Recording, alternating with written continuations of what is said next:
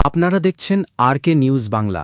মঙ্গলবার রাতে ভারী বৃষ্টিপাতের কারণে ঢাকার বিভিন্ন এলাকা যেমন আরমানিটোলা, ধানমন্ডি ২৭, নিউ মার্কেট এলাকা, মিরপুর, জুরাইন এবং বকশীবাজার সহ বিভিন্ন স্থানে জলাবদ্ধতা দেখা দিয়েছে।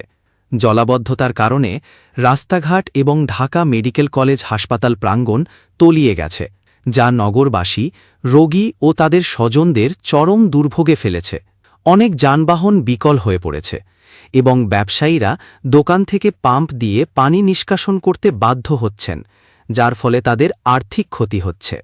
আবহাওয়া অফিস জানিয়েছে যে বঙ্গোপসাগরে সৃষ্ট একটি নিম্নচাপের কারণে এই ভারী বৃষ্টিপাত হচ্ছে এবং এটি আরও ৩ দিন অব্যাহত থাকতে পারে।